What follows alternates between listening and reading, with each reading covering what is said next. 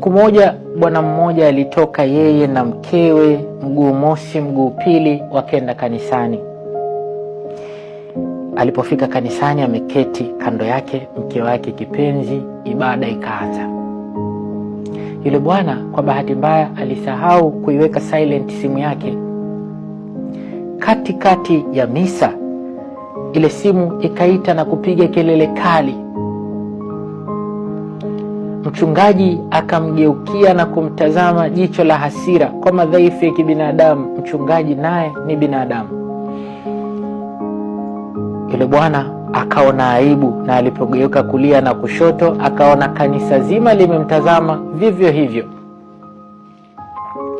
Ibada ilipokwisha, isivyo kawaida, marafiki zake hakuna hata mmoja aliyemsogelea kumsalimia na kumuaga. Kila mmoja akashika njia yake akaenda zake. Akagundua ya kwamba hata marafiki zake wameona aibu kumsogelea, kwa maana yeye amefanya jambo la aibu siku ile, kanisa zima limeshuhudia. Njia nzima akirudi nyumbani, mkewe hakukauka maneno, aliongea sana kumlaumu siku ile. Huyu bwana ikawa ni siku mbaya sana kwake. Mchana wote ukawa ni mchana wa majuto kwa kosa ambalo hakulifanya kwa makusudi. Ilipofika jioni, katika kuitafuta faraja, akatoka akenda zake baa. Wakati yuko baa, anapiga zake ulabu, chupa ya bia aliyoishika mkononi mwake ikamteleza, ikamponyoka, ikaenda chini, ikapasuka kwa kishindo kikubwa. Pombe ikaruka ikiwamwagikia hata watu waliokuwa karibu yake. Wale waliomwagikiwa na pombe wakainuka kwa spidi kubwa kumfuata. Yule bwana akafunga macho, akasikilizia kofi ama ngumi itue usoni mwake.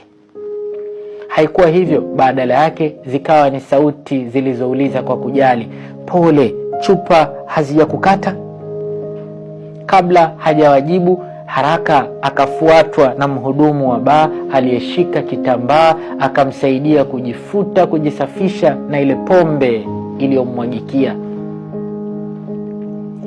Huku akitazama chini na kuona maafa aliyoyasababisha, akamwona mtu wa usafi akija kufuta na kusafisha pote pale palipochafuka. Aibu ile iliondoshwa kwa haraka sana na yule mtu wa usafi. Hapo hapo huku nafsi yake ikiwa inaanza kupata utulivu, akasogelewa na dada mrembo aliyemeneja wa baa ile.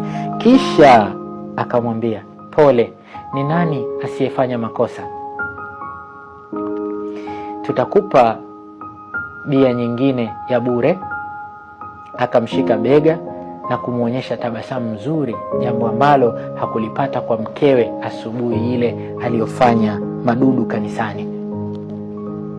Tangu siku hii, huyu bwana hakurudi tena katika kanisa lile ambalo lilimtazama kwa jicho la ukali na jicho la kumwona mwovu kwa kosa ambalo alilifanya kwa bahati mbaya.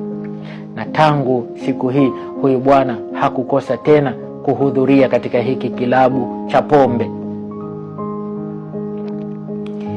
Makosa wanaoyafanya binadamu kwa mapungufu yao huwa ni mtihani ambao unaweza ukamtoa mwanadamu unayemjali na kumpenda mikononi mwako wewe uliye mwema, halafu akaangukia mikononi mwa shetani. Binadamu wengi sana wanapata mtihani mmoja. Wanasali na kumwomba sana Mungu awape mambo mbalimbali wanaoyatamani katika maisha yao, na Mungu hawapi. Wanamwomba Mungu, "Niondoshe umaskini na ufukara huu." Mungu hauondoshi. Wanamwomba Mungu awaondoshe dhiki na mabalaa ya dunia, magonjwa. Mungu hayaondoshi. Wanawaza, kwa nini wanaomuomba Mwenyezi Mungu hawapi? Tawapa siri moja. Enzi za Mtume Muhammad, bwana mmoja aliitwa Saad ibn Waqas. Alimfuata Muhammad na kumwambia, Ewe mtume wa Mwenyezi Mungu, na kuomba niombee dua kwa Mungu. Niombee dua ya kwamba kila nitakapofanya maombi kwa Mwenyezi Mungu, basi kwa hakika ayapokee na kunijibu dua zangu, anipe kile ninachomwomba. Alitamani Saad akipiga goti na kumwomba Mungu apate mke mwema, basi apate. Akimwomba Mungu apate nyumba, apate. Chochote atakachomwomba Mwenyezi Mungu, kila dua yake iwe inapata majibu. Mtume angeliweza kulifanya hilo kwa muda mchache tu, na ingekuwa hivyo, lakini badala yake akafanya jambo ambalo linatupa funzo kubwa na faida kwa umma wote leo, si tu kwa Saad peke yake. Akamwombea dua riziki anayoipata Saad ibn Waqqas iwe ni riziki ya halali. Usile kitu cha haramu, cha kumdhulumu mtu, kisicho haki yako, ukamuibia mtu, ukalazimisha riziki isiyokuwa ya kwako, halafu ukaamini ya kwamba eti utapiga goti umwombe Mungu na akupe jambo. Hapana. Kama Mungu atakupa, basi atakufungulia ya kidunia tu, izidi kuwa mtihani kwako. Lakini tofauti na hapo, msingi wa muhimu kabisa utakaosaidia dua zenu ziwe zenye kujibiwa na Mwenyezi Mungu ni kula riziki iliyo ya halali. Godogodo hakuwahi hata siku moja kukila kilicho halali yake.